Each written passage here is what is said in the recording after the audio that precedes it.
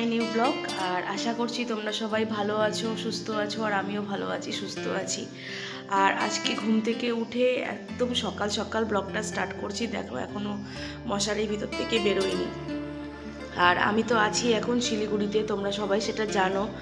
আর এখানে এতটা পরিমাণে একটু মশা আর পোকামাকড়ের পরিমাণটা বেশি যে আমাকে রাত্রিবেলা মশারি টাঙিয়ে আমাদের শুতে হয়। চলো শেয়ার করছি বাকি আজকে সারাদিনের পুরো ভিডিওটা। আর আজকে না পুরো মেঘলা হয়ে রয়েছে, সকাল থেকে প্রায় একটু একটু করে বৃষ্টিও হচ্ছে। চলো দেখতে থাকো আর সাথে থেকো। চলো তোমাদেরকে আমার ব্যালকনি দিয়ে পাহাড়টা দেখাই। প্রতিদিন এক রকমের রূপ দেখি।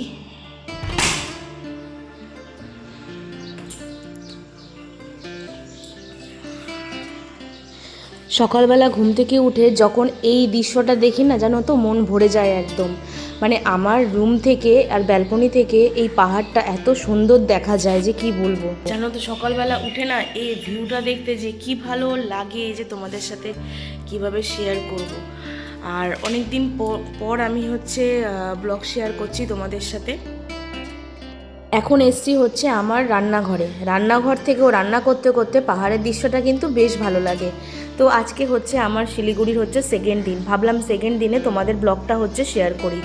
এখন হচ্ছে চলে এসেছি স্নান টান করে কিচেনে, বাকিটুকু তোমাদের সাথে শেয়ার করতে পারিনি। তার মাঝখানে অনেকগুলো ঘর পোছা, ঝাড় দেওয়া, অনেক সব কাজগুলো করে এসেছি হচ্ছে কিচেনে। আর কালকে বর্মশাই নিয়ে এসেছিলো হচ্ছে কলমি শাক, তো আজকে কলমি শাক করবো, পনির করব। আজকে বেশি কিছু হাবজা গোবজা রান্না করব না। আর এদিকে ও ডিউটি থেকে চলে এসে হচ্ছে ঘুমাচ্ছে, তাই আমি ভাবলাম যে আমি এদিকে বাকি কাজগুলো সেরে নিই। আর কাজ করতে করতে মাঝে মাঝেই চলে যাই খালি এই দৃশ্যটা দেখার জন্য, যেটা আমার কাছে ভীষণ ভালো লাগে। তোমাদেরও আশা করি ভালো লাগবে। আর তোমরা যারা শিলিগুড়িতে থাকো অবশ্যই কমেন্ট করো আমাকে।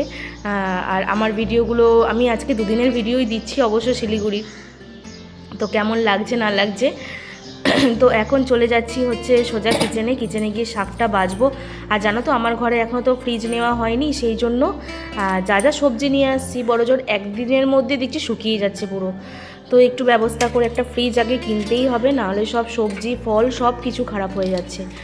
আর এখানে তো আমার বটি নেওয়া নেই, সেই জন্য আমাকে হচ্ছে চাকু দিয়েই কাটতে হচ্ছে, কারণ আমার এই সংসারটা পুরোটাই নতুন, এখনও আমি ঠিকভাবে গুছিয়ে উঠতে পারিনি। তো আমার বর্মশাই আগে থেকে থাকতো, মানে 3 মাস আগে থেকে। দেখো একটা ব্যাটা ছেলে যতটা অ্যাডজাস্ট করতে পারে যে এটা দিয়ে কাজ চলে যাবে, ওটা দিয়ে কাজ চলে যাবে, কিন্তু আমরা মেয়েরা চাই যে এটা কিনতে হবে, ওটা নিয়ে আসতে হবে, তবে জিনিসটা ঠিকঠাক হবে। তো আমি এখন 1 সপ্তাহ মোটামুটি এখানে থাকবো, থেকে তারপরে টুকটাক যেগুলো গুছিয়ে দিয়ে তারপরে ওকে বাড়ি ফিরবো। কারণ আমি ছেলেকে নিয়ে আসিনি, ছেলে হচ্ছে বাড়িতে রয়েছে। যেহেতু আমার ছেলে হচ্ছে এইবার মাধ্যমিক দেবে, টিউশনগুলো বন্ধ হবে, সেই জন্য ওকে আর নিয়ে আসিনি, আর ওকে মায়ের কাছেই রেখে এসেছি। আর আমি এসেছি হচ্ছে শিলিগুড়িতে, বেশ ওই 4-5 দিন থাকবো, থেকে আমি হচ্ছে বাড়ি ফিরবো। তোমাদের সাথে কথা বলতে বলতে দেখো আমার শাক ভাজাটুকুও করা হয়ে গেছে। এখন হচ্ছে মোটামুটি নামিয়ে নিলেই হয়ে যাবে। আর এখানের ওয়েদারটা না বেশ ভালো, জানো তো। এখানে এই কিছুক্ষণ পরপর দেখছি বৃষ্টি হচ্ছে, আবার রোদ্দুর উঠছে, মানে এতটা ভালো লাগছে। আর এদিকে আমার পনিরগুলোও কেটে নিয়েছি। তো বড়মশাইকে বলেছিলাম তুমি অল্প করে নিয়ে আসো পনির, যাতে একবেলার মধ্যে আমি কমপ্লিট করে দিতে পারি, কারণ বেঁচে থাকলে না জিনিসটা নষ্ট হয়ে যাবে। কিন্তু ওই ছেলেরা কথা কম শোনে, বোঝে বেশি, কী করেছে অনেকটা নিয়ে চলে এসছে, যেটা 2-3 বেলা ধরে আমাকে শেষ করতে হয়েছে। আর আমার অত পনিরটা না অতটা ফেভারিট নয়, ভালো লাগে কিন্তু অতটা নয়। তো চলো এখন রান্নাটাই তোমাদের সাথে শেয়ার করি। তো আমাদের ওদিকে হচ্ছে ভোট গণনাতে এখন হচ্ছে নতুন একজন জয়ী হয়েছে, নতুন এক দল, যেটা শুনে বেশ খুশি হচ্ছে। বন্ধুরা রান্না বান্না করে আসল কথা এত ঘুম পাচ্ছিল যে এসে না আমি রান্না করে এসে নাইটিটা জাস্ট চেঞ্জ করে আমি শুয়ে পড়েছি। তা ভাবলাম কিছুক্ষণ শুয়ে নিই। এখন বাজে হচ্ছে 2টো। তো নতুন জায়গায় এসে একটু অন্যরকম লাগছে, তবে ছেলেটা যদি থাকতো সাথে করে নিয়ে আসতে পারতাম তাহলে মনে হয় একটু বেশি বেটার হতো।